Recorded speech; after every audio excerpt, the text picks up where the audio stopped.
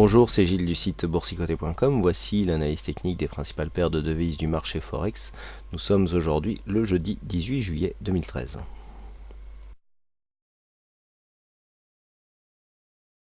Nous commençons cette analyse par la paire de devises euro-dollar, donc la paire de devises euro-dollar qui confirme son biais haussier, puisque même si la résistance ici n'a pas été testée, eh bien on reste encore sur cette moyenne mobile 20 exponentielle, donc qui agit comme un support sur cette phase. Donc pour l'instant, la tendance reste haussière. On attend une confirmation par une cassure prochaine ici de cette zone des 1,32 pour un objectif ici à 1,3212, voire même une cassure de cette zone de résistance majeure. Pour l'instant, les cours sont dans une certaine stabilité, pour preuve le MACD qui nous propose une très faible amplitude ici, et les oscillateurs donc qui sont assez neutres. Donc pour l'instant, le biais a l'air haussier, puisque nous sommes repassés ici au-dessus des 1,3076 qui agit comme une zone de support sur cette phase court terme. Donc pour l'instant, la tendance n'est pas remise en cause.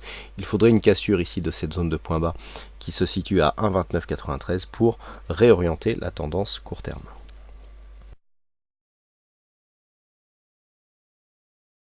Même constatation sur le câble, donc cette paire de livres sterling contre dollar américain qui est dans une tendance aussi un peu plus affirmée, puisque nous avons déjà cassé la précédente zone de point haut, et les cours ici sont un peu plus dynamiques sur cette moyenne mobile 20 exponentielle. Donc pour l'instant la tendance reste haussière, on attend une cassure prochaine ici de cette zone 1,5244 avec un objectif qui se situera à 1,5330, donc la prochaine résistance. Les cours sont toujours ici entre la bolle supérieure et la moyenne mobile 20 exponentielle. La tendance reste haussière.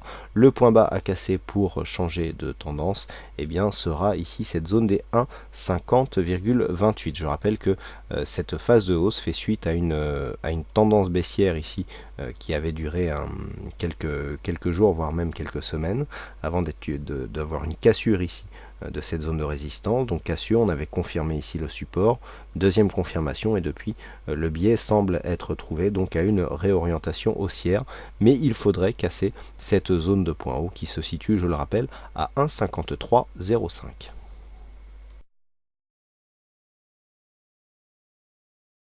Enfin, sur le dollar yen, un mouvement qui semble se réorienter à la hausse. J'anticipais une oscillation autour des 100 yens pour un dollar.